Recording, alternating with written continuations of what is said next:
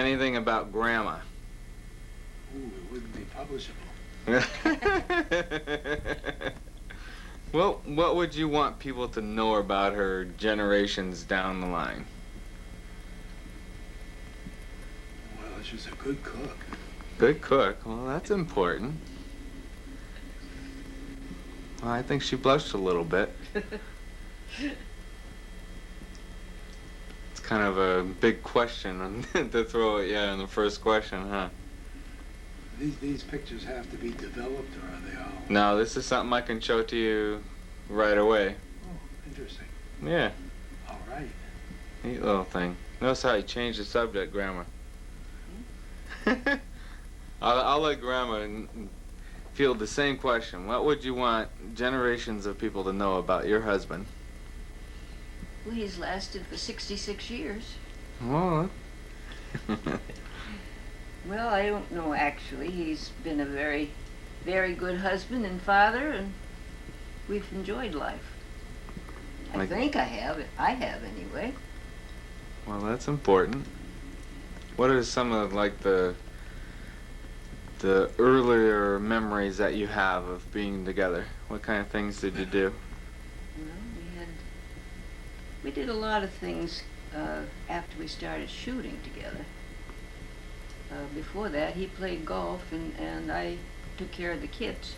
Uh-huh. But when we started shooting, we could take the kids with us.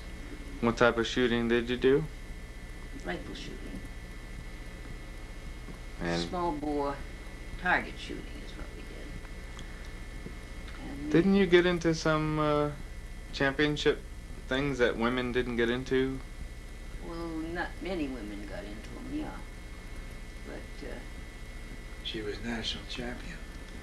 National? Rifle the shooting. women's champion. National champion. What year?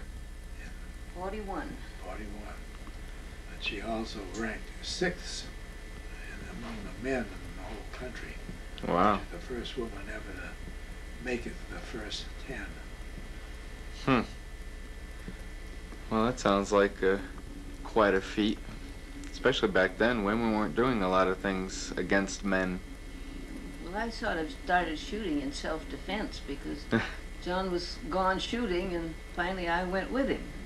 To keep him company. He used to set the spotting scope up, and then he'd shoot, and I'd tell him where the shot went. Ah, It was a team deal. I see. And then I got interested in doing it. Huh. That was fun. And then you skied a lot, Grandpa. When did you start skiing? I don't, of course, skied as a child a little bit, but we started skiing when we were little, of course. We skied in the Brookfields there. When we lived in Boston, you used to come up. When Sam was living in North Brookfield, and you and he would ski.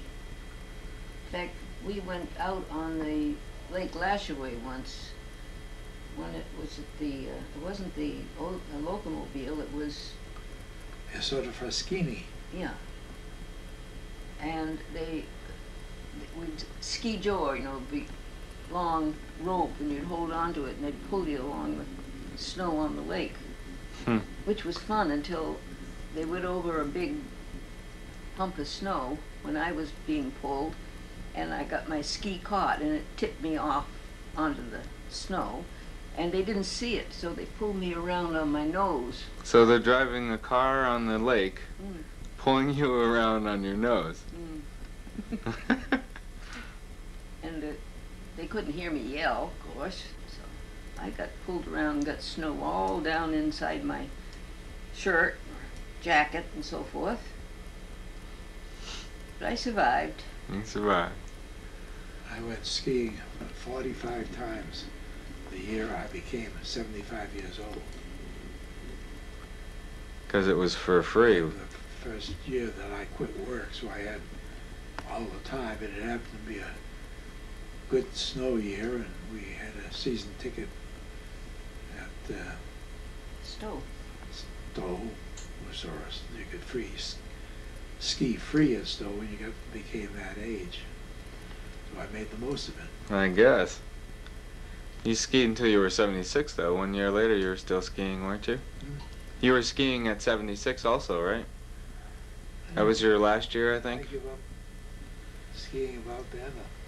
You gave up skiing when we moved to Ephrata, which was we moved there in '84. So that's 77. You skied once there, remember you Yep. went down the hill, there was a little hill at the end of our street, and you went down and Wasn't skied.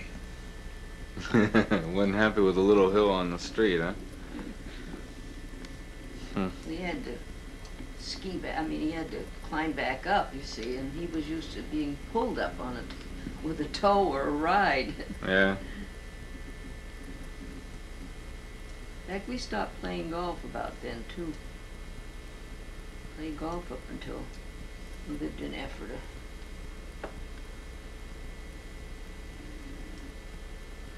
What other kind of things did you got you had a master's degree at Harvard? Right. What was the year you graduated? 1929? Graduated in 1929. Yeah. Business school. Graduated from Washington University in 27. Same year I graduated from high school. And graduated from Harvard Business School at 29. Didn't we have kind of a crash that same year? And what? We had a little bit of a crash that year, didn't we? Yeah, well, it was a great year to graduate in June, and the crash occurred in October. Oh boy. However, we managed and ate all the way through it. And what'd you do? When you got out of college? Went to work for the Carter Zinc Company. Worked for them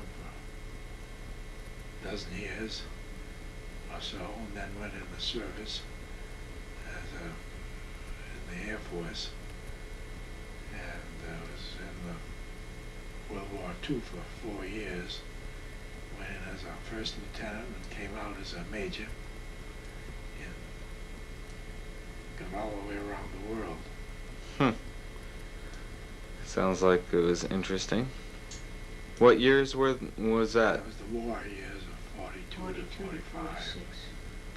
Uh-huh. Sounds like an interesting time to be in a war. You guys traveled around a lot. And Yeah. You had 3 kids at that time? no, Ann wasn't born until we lived in Wilton. Oh yeah, that's right. We just had the 2 boys. Yeah, I heard there were some kind of wild stories that the 2 boys got into taking cars out. I heard a wild one where there was a big tire track on somebody's roof. I don't know if that was any truth to that story or what. Yeah. Yeah? That was in DeRidder, Louisiana. And Johnny was into making model airplanes at the time, and he and Boyd used to go across the airport. There was a road that wasn't on the airport landing field, and to a buddies across there that also made model airplanes. And this one night, they sneaked across the end of the airport. Uh-huh. And that's when this Harry Stallard came in to land, and he landed on top of the Pontiac. Remember the Pontiac we had then, wasn't it? Mm-hmm. Yeah.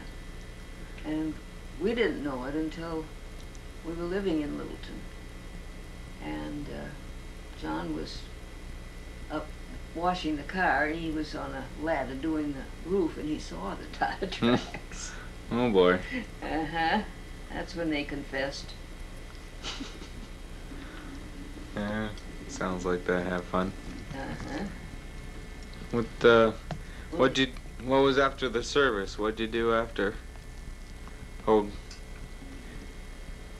I just, I know all these things from little excerpts. If there's anything, during the service that you can remember that was, you'd like to discuss? Okay. With being a history. When did you guys start with researching the family lineage? way back when we lived in Boston area. We lived in Cambridge and Needham and Newton Center. And John started, when he was at Carter's Inc., he would take the subway over to the Boston Public Library and the Historical Society and so forth and look things up. I didn't get in on that. I didn't think I got in on it until we moved to Littleton. And I already had a town history from North Brookfield, which gave me a lot of, and one from Oakham, Mass, where my mother's early life started. And I think I started in Littleton pretty much. Yeah. We went down to Boston a few times to look things up, and then we started, when we lived in Hanover, we went a number of places around and took pictures of cemeteries, stones, family stones and stuff. Mm-hmm. And down on the Cape, where some of my ancestors came from. What are some of the more interesting names that you can think of? That You mean outside of the Wheeler side? Yeah. I don't have anybody as famous as that. No, but you had interesting people. Your father was a banker, wasn't he? Well, among other things. My grandfather, his dad, was the president of the Savings Bank in North Brookfield, and then he started the National Bank. He was called the father of that. But, of course, my dad and his older brother both were on the boards of it. Dad was a trustee of both the Savings and the National. And then he, back probably in the early 30s, he used to do the investing for the Savings Bank. And he used to come down to Newton and all those towns around there, and people would get mortgages from the Savings Bank. So he was down every Tuesday. Hmm. And sometimes my mother would come down. And one of the houses, the house in Newton Center we lived in, belonged to the bank. We had a pretty good rent from that. Yeah. And then we went to Minnesota. And we finally bought a house there. That was the first house we ever bought. And then we sold it during the Second World War, when John was away, and they didn't pay people very much in the Army in those days, so it was a struggle to pay the rent on the house. And the kids and I started going around the country with him and to pay for where you were living at that time, so we sold the house. Hmm. And made a little money on it. Then we went from Minnesota after the war to Littleton. And that's when John went into business with his brother in the hardware store. And his brother Sam. Mm-hmm. What was that like? Fine. Yeah. What's a job? That was quite a guy. We miss him. They had a hardware store in the bottled gas business, so they spent a lot of time out on the truck. Yeah, I think I remember my dad telling me about he was driving the truck at one time, making deliveries. That when the wheel came off? I don't know if I remember this story. That sounds exciting, a wheel coming off of a gas truck. On a hill. On a hill. And he got down the hill, all right. And John and I went looking for the wheel later. But some very kind man took Boyd in and gave him a drink, I think, to settle him down. He was a little upset. Yeah. That was in What was that? That was on the way to Laconia and back. It was on his way back, I think.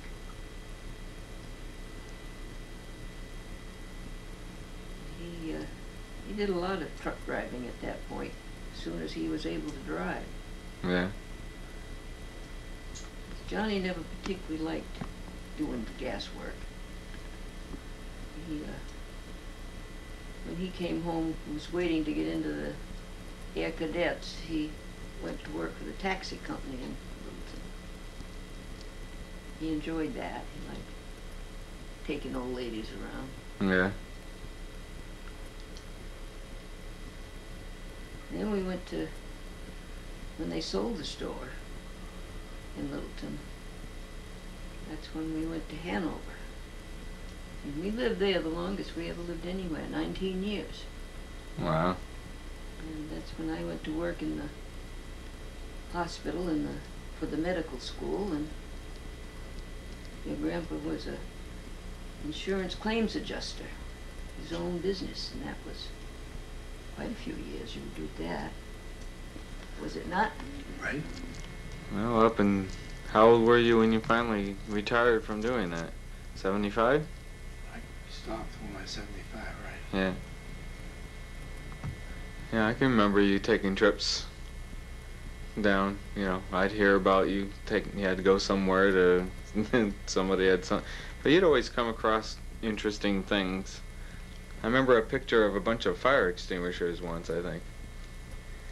You had found a bunch of old antique fire extinguishers, I think. Wasn't that you that had a picture of that? Probably your dad. Yeah, I don't know. I was thinking it was Grandpa that found them. Whether Dad ended up with them, though, that might be another thing. Well, we moved from Hanover in 78 to Randolph. And he was still doing the claims adjusting after we moved up there. I was retired. I retired in 76, but he was still working, so I would go on his trips with him, and that was fun. Yeah. Randolph was really nice. Yeah, we liked that. It was very, very nice, but all those grounds to keep. Yeah. And in this winter, all the snow and stuff, it was getting to be too much for us. Yeah. And then your dad moved to Ephrata, and so we moved to Ephrata. And then he left you. Yes, and then he left us. That little bum. But we were there almost 4 years. And then we decided that since we couldn't either of us drive anymore, it was better we come near somebody that could. Yeah. So Annie and we figured out that the mobile home was the best answer. And she had 25 acres up here, so there was plenty of room. It's been working out pretty well. Very well. Anne's been very generous and, you know. She takes good care of us. Yeah. Well, that's good. And then we had this new roof put on top of the present roof last year. And that's been a blessing because we were getting leaks in all around. Oh, really? Yeah. Oh, I didn't know that. Yeah, from the snow getting in underneath. And it not only keeps the leaks away, but it also is an insulating thing that we don't get as hot in the summer or cold in the winter. Well, that's good. So it's been very successful. Yeah. So, Grandpa, the Colonel John Wheeler's stuff that we've been reading now, it's kind of an interesting thing. When did you start researching his whole life? Always, it was always a presence. I mean, as long as I can remember, of course, he was a figure in our family history or whatnot. So, all my life I've been interested in anything regarding him. Yeah. his he family. didn't get the letters until well, his dad had died, and it was your mother that gave you the letters. Maybe you had a big suitcase of stuff that she gave you that was all family history, including the letters. So had you known about the letters before you received them? I suspect. Yeah. Yeah, because his mother had them after his dad died. No, they're kind of interesting. What's when you read through them, what sticks out in your mind? What's a interesting point or something out of those letters? Well, most of them were written with a thought that they would eventually get into the newspaper, his newspaper. They'd be addressed to his wife, but they would be full of detail as to what was going on. There wasn't much interest to her, but which presented a story of the war, and I think that's where they wound up, didn't they? When they published most of them. I don't know. Boyd would know. I don't know if all of them were published. I think he has some. Yeah, he's got a lot of articles that were out of the newspaper, but I haven't read them yet to compare. Yeah, but you can tell from the letters, the verbiage and everything, that it was written for more than just his wife's ears. Yeah. Very interesting guy. Right. Didn't you meet a grandson or a great-grandson or of a Confederate soldier that had killed an officer? Oh, your dad found that wasn't true. Oh, that wasn't true? No, it wasn't anything to do with the Texas Army.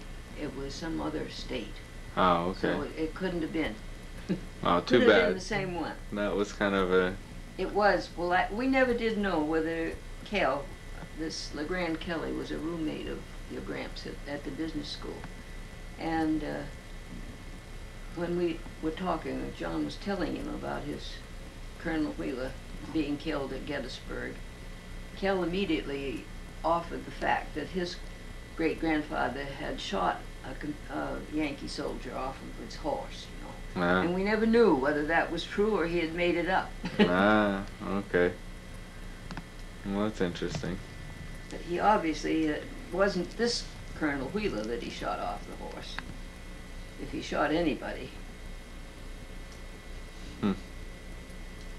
So what kind of advice to future generations? What are you going to tell Alexander? What, after your 88 years or almost 88 years of life in this crazy world, what would be a bit of advice that you'd want to pass on? Behave himself and work hard. We'll live by that. Okay. When he starts working, I'll show him this tape. Say, Grandpa told you to.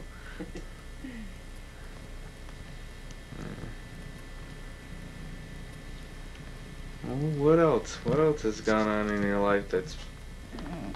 You know so much history about everybody and everything. When you're put on the spot to have to talk about it, it's harder, huh?